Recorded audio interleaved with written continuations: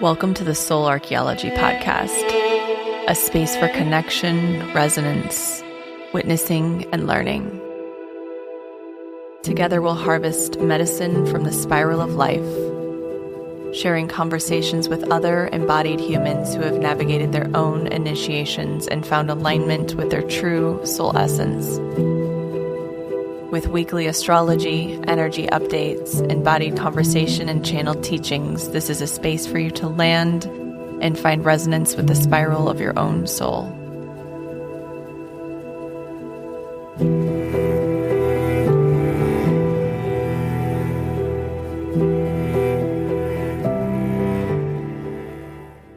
Hello, and welcome back to Soul Archaeology. I hope you enjoyed the bonus episode with Elizabeth Ralph, the spiritual investor. I felt that it was fitting to plug that episode into last week, considering the global climate around money and also the beginning of Taurus season, which rules the second house of resources, money, finances, and how we really resource ground and connect with the material plane here on Earth. And it's been so nice entering into a Venusian season. As you probably know, I am a Libra, so any season ruled by Venus is my favorite season. And it's just so nice to land in Taurus season. And this week is packed with action. This is a powerful week. I've talked a lot about this, but we are beginning to pick up speed. We're beginning to build momentum. We are moving from this Piscean time. It feels like we just kind of skipped over Aries season. I don't know if you're feeling that, but with all of the Piscean in the air, it's just felt really murky and watery and almost like we're trying to run wading thigh deep in water. Some things are materializing, some things are beginning to move and pick up speed, but it was still just this muddiness and murkiness and false starts. So in many ways, I think that Aries season was sort of dominated by the Pisces stellium and both Mercury and Venus emerging from their underworld journeys, remaining in their shadow, Mars remaining in its shadow in Cancer, and finally moving into Leo. But we didn't really feel the Aries energy until really last week. And this is a dynamic week. It's like a bumpy start to the new chapter. We're trying to get our land legs again after being at sea for so long. We're stumbling around a little bit, trying to get going and moving. And entering into this Taurus season really grounds us into fixed earth from the deep waters, mutable water of Pisces that really poured us into a rather disorienting Aries season. Now we're landing on the earth and really trying to integrate, trying to make sense of what just happened. I don't know if you feel this way, but there are days that I've been experiencing over the last few weeks, especially where I've just been honestly thinking, what just happened?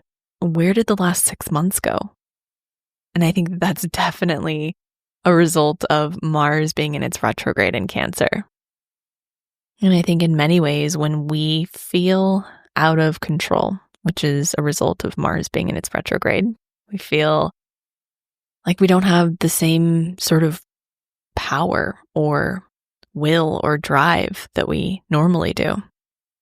Our systems can go into a freeze.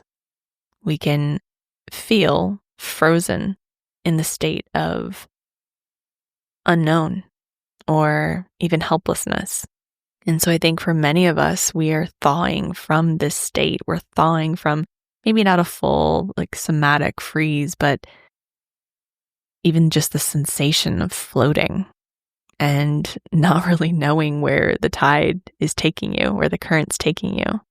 So as I said, as we approach the end of April, April 26th, Mercury exits its shadow. We're going to start emerging, thawing, mobilizing, moving forward.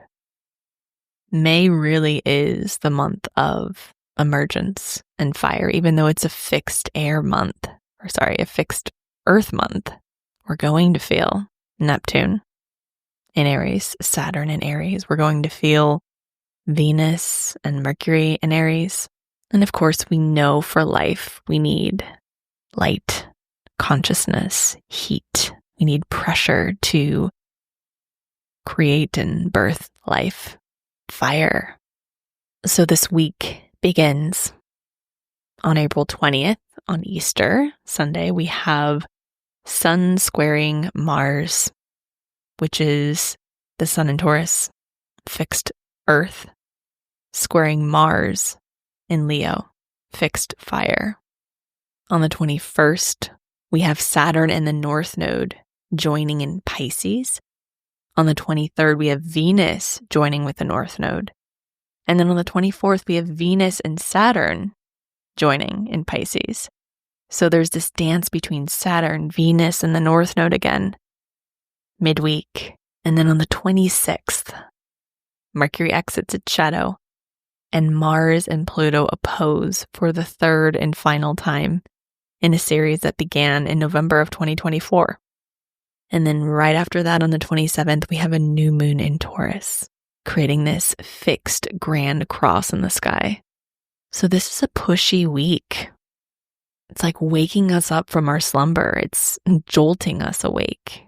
It's lighting a fire, firecrackers, waking us up, pushing us out of bed, forcing us to look at something. It can be quite jarring considering we've had all of this Neptunian fog and Piscean haze, and now we're expected to just wake up at the snap of our fingers. So this is going to be pushy. This is going to be confronting. This is going to be asking us to really grab the reins and go a little bit deeper and looking into where we remain fixed, where we remain stuck, where we are sitting in the boxes that we created for ourselves, holding the keys and waiting to be freed. And right away, beginning of this week, we face the Sun and Mars squaring, and this is illuminating. Squares give us options, but they're pushy. So they're asking for us to choose something, to choose a pathway. We can choose the old, wounded, past version, or we can choose the new pathway. And Mars is really awakening from its slumber. Like I said, it's been in its shadow since October of 2024. It was retrograde from December to the end of February 2025.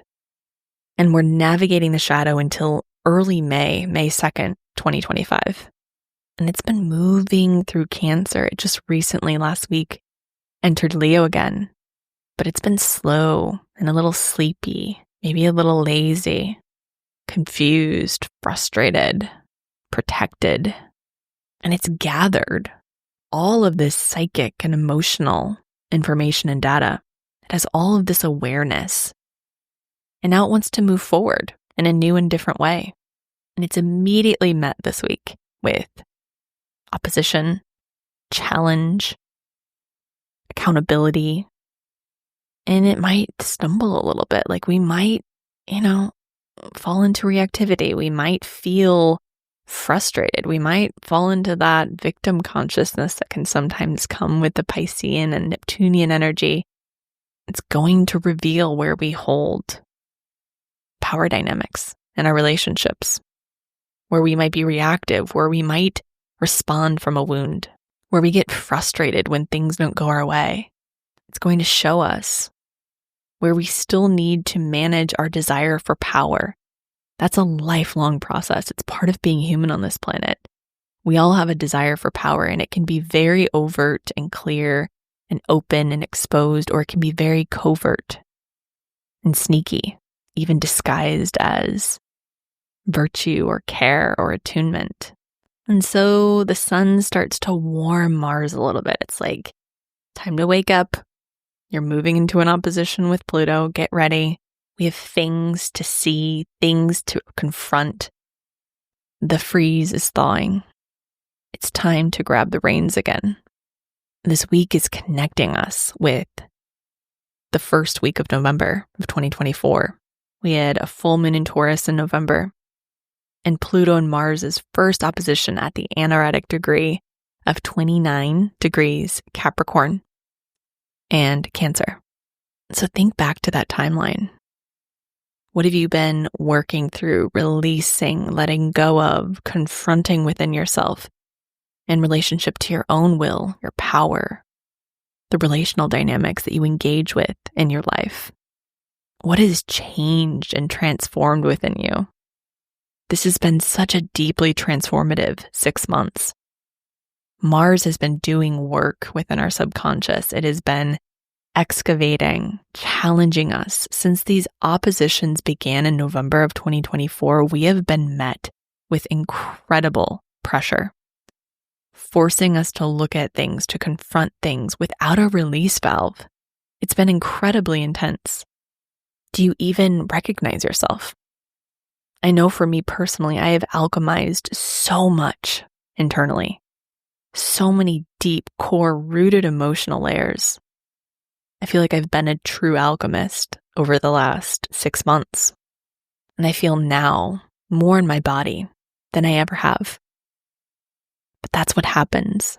That's what comes with deep, attuned, patient work, somatic work, subconscious work, meeting and being with the parts of us that we are so terrified to look at and to be with, being witnessed in our greatest shadow and our pain points. So we have a lot to thank Mars for, honestly. And this squaring between Mars and the Sun is pushy. It's going to reveal our stubbornness, the heat that we hold within us. This initiates this big week and leads us into the Mars and Pluto opposition that leads us into the Grand Cross. And lo and behold, we're still in this interesting Pisces energy as well. Saturn's navigating the last few degrees of Pisces. It's shifting into Aries in May. So it's finishing up some pretty big business. It's asking for us to self-actualize, to dissolve the freeze, to dissolve the illusion, to materialize things in our lives, to take the reins, to create form where it might feel more formless. So midweek, we have this Saturn and North Node conjunction, then a Venus and North Node conjunction, and then Saturn and Venus meet again. So Saturn is asking for structure, ritual, routine, responsibility, devotion. It wants us to show up for our lives, to sort things out, to get clear, to fully grasp destiny, to dissolve the illusion and romanticism which is woven into our lives, and to return instead to presence, which is the biggest invitation from Taurus season and this new moon in Taurus that we have at the end of this week. Anytime the North Node is involved, we're dealing with destiny, we're dealing with karma, we're dealing with our evolutionary path. We know we've been dissolving layers of illusion as Venus has been retrograding through Pisces. And when it enters Aries, it's once again a big wake-up call. I would say Venus in Pisces is sobering. It's asking for us to wake up, to confront, to face reality. This is a good time to actually quite literally sober up. If you're leaning into any substances, any coping mechanisms, can you take a break? Can you allow yourself to feel what's truly real in the here and now? Presence breeds beauty and safety, clarity. The only path forward is through our fear. Saturn is asking, what are you resisting? What are you afraid to look at? Can you be more present? Can you turn off the music, turn off the noise, turn off the phone, and sober up? And you don't have to do it alone. You can have a resource or many resources that feel really grounding and secure for you. Nature, a person, a practitioner. Because after that Piscean middle space this week, we are moving straight into the Mars and Pluto opposition. And I've done other episodes on this configuration. This is the final in a series of 3 that began in November of 2024. And Pluto and Mars oppose one another every 2 years. And it's always a reckoning point. It's a bit of a pressure cooker, and it asks for us to sit and be with what's uncomfortable. This specific opposition is forming a fixed grand cross with the Sun and Lilith, and then the next day, the Sun and the Moon. And they're all in fixed energy. So it's trying to help us break out of something, a belief, a pattern, where we feel stuck or fixed, where we feel trapped. And this really is a breaking point.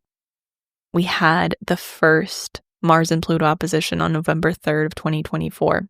And at that time, Mars was at 29 degrees of Cancer, and Pluto was at 29 degrees of Capricorn. Mars was in its shadow, and Pluto was at that aneretic degree, the 29 degree point. And this was bringing up so much material from the last 15 years. Material that we were closing out with Pluto and Capricorn at that last degree. And then on January 3rd, we had the second opposition. Mars was at 1 degree of Leo, and Pluto was at 1 degree of Aquarius. Mars was retrograde. Things were incredibly murky, incredibly uncomfortable. And then this is our third, on April 26th. Mars is moving out of its shadow. It's still just at the end of its shadow period at 3 degrees of Leo. And Pluto is at 3 degrees of Aquarius. Now, Pluto is getting ready to station retrograde on May 4th.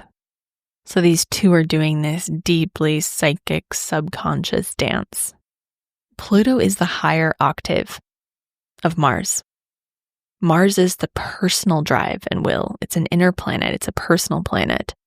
It's intensity, force, initiation, mobilization, and action. Pluto is a more evolved expression of Mars. Mars is primal.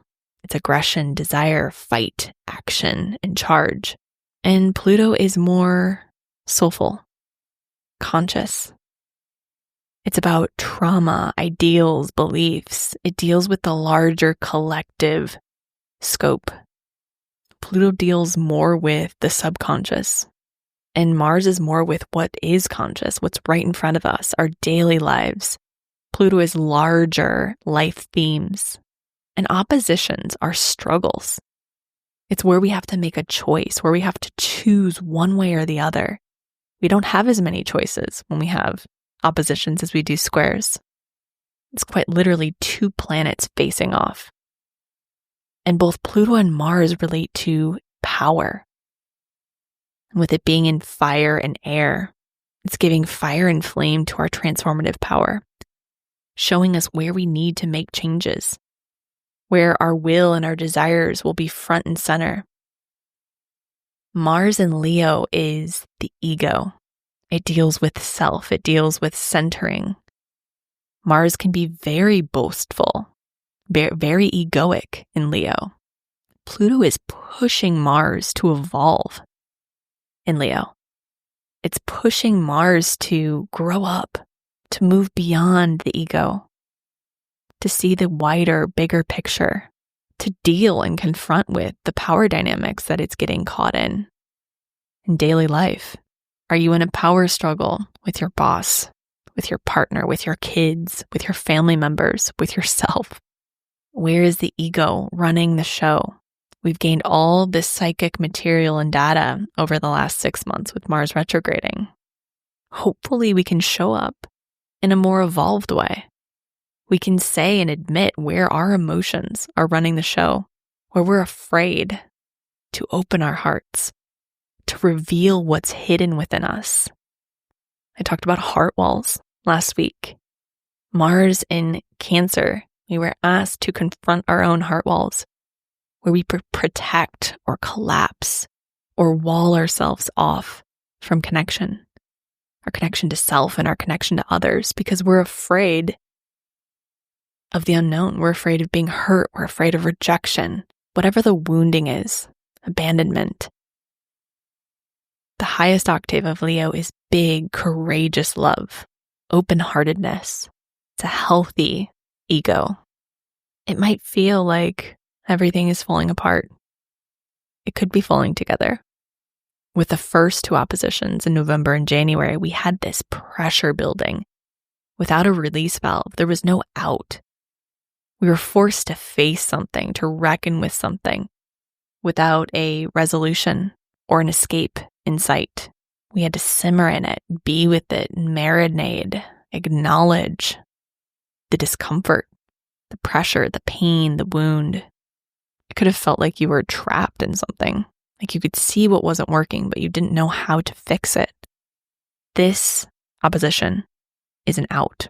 It's a release valve. It's a breaking point. It's where we get to say no more of these power games, these dynamics that we play in our lives, in our relationships. I'm no longer participating. And that will either deepen the connection or break it off. We finally feel like we can resolve something with this opposition. And oppositions are intense, like I said. We have few options. We have to choose something. And it's typically the old way or the new way. With Mars retrograde over the last 6 months, we've had to reckon with our shadow, our power, our will, our anger, our disconnection from our true power, and instead ruled by the power that gets channeled into our wounding and our fear. This is going to reveal what we're resisting. Pluto is asking Mars to elevate, to evolve, to move out of the ego and into a higher state of consciousness and the higher heart. Where is our ego seeking to keep us safe and protected? Where is our ego operating out of fear? Where are we holding back, or shutting down, closing off, leaning into protective mechanisms that do protect the ego? This opposition is part of a larger grand cross, which means that there's 2 oppositions and 4 squares. Of course, Mars and Pluto are opposing each other at 3 degrees of Leo and Aquarius. And then in Taurus, the Sun, and in Scorpio, Lilith. So this is a point where we can reclaim the part of us that's afraid of something, that creates this ego, this fixed stance, this protective and defense mechanism. It's going to show us where we're afraid to witness our shadow parts. As we move into the new moon in Taurus on April 27th, it's at 12:31 p.m. Pacific at 7 degrees of Taurus. And as I said earlier in the podcast, Taurus season is letting us land and ground. Now it's confronting right away because we have this new moon being confronted by both Mars and Pluto. They're both squaring this new moon in Taurus. So it's asking for embodiment, presence, courage, practicality, groundedness. Taurus is fixed earth. It's the second sign of the zodiac. It deals with the second house, material resources, money. This is the first new moon out of that 9-degree chain of new moons that we had since November of 2024. So this is once again a new beginning, a breaking point, an emergence. It's also marking the end of eclipse season. Hallelujah. We're building new foundations with this moon.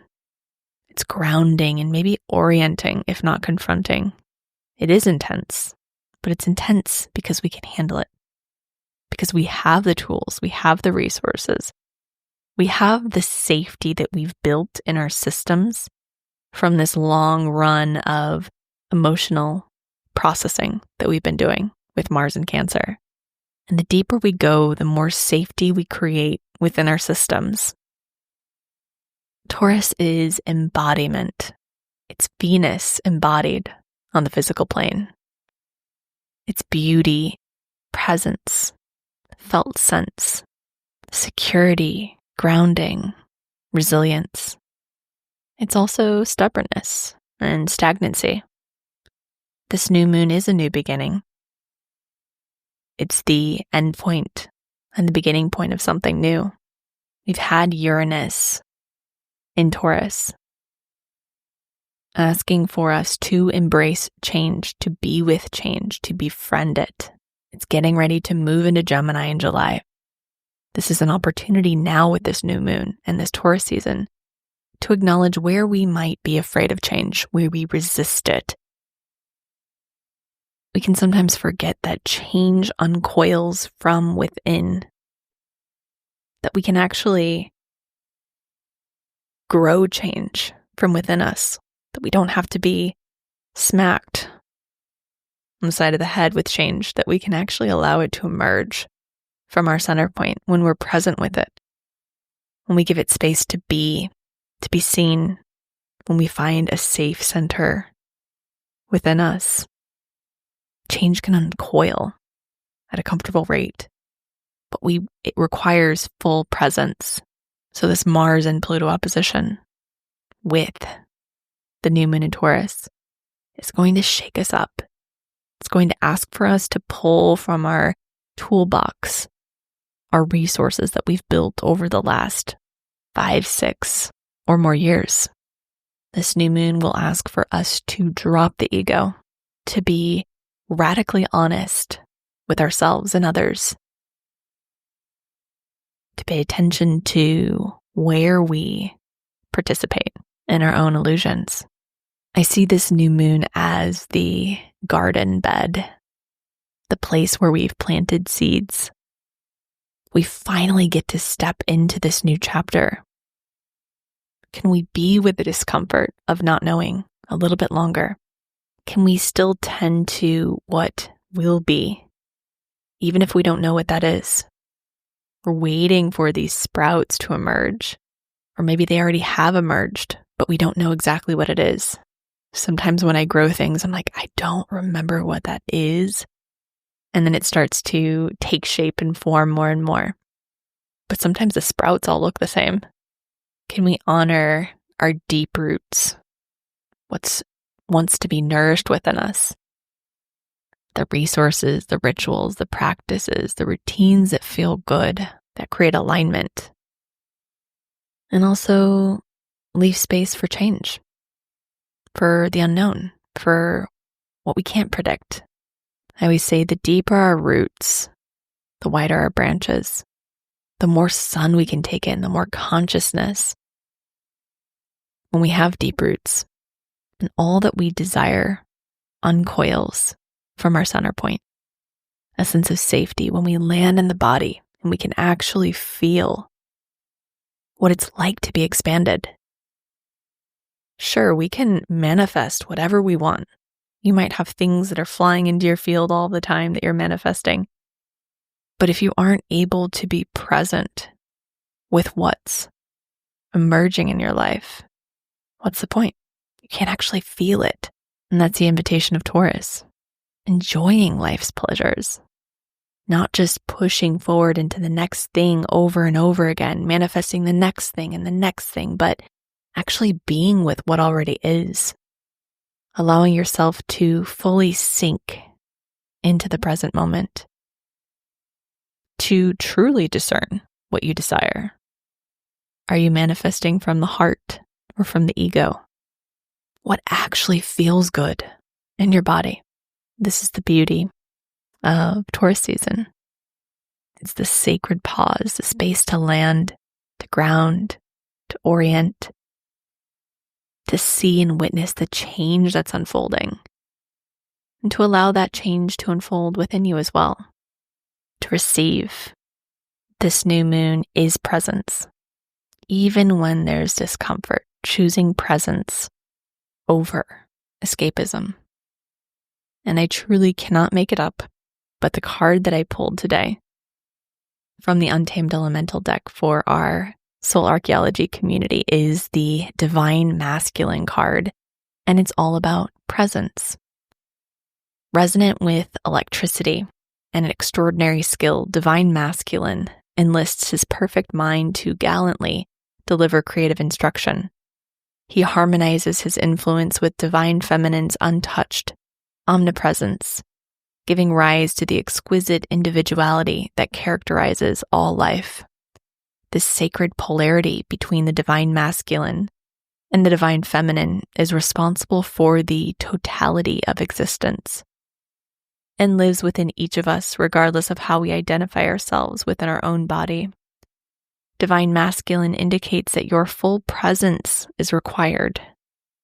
By simply aligning your unfractured consciousness with the moment, you supply healing, balancing truths, and conjure new possibilities and outcomes. It is much easier to receive a message from your inner Divine Masculine wisdom when you anchor your full presence within each moment. Practice this, and you will soon discover a secret. You're a painter of galaxies and legend of the real. When it's balanced, you feel harmonious attunement with self, others, and surroundings.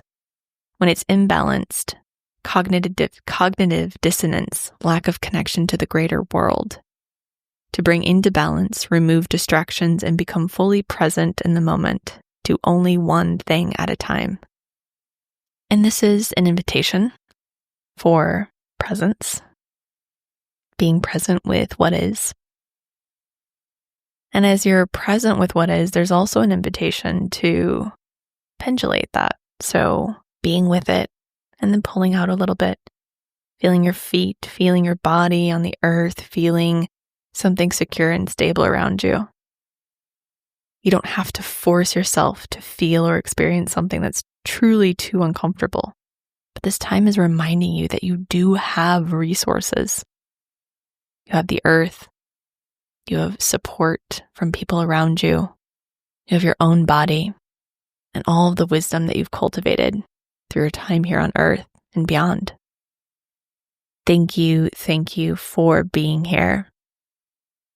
Thank you as always for your presence, for your support, for sharing with friends and family, for sharing on Instagram, on socials. It truly means the world.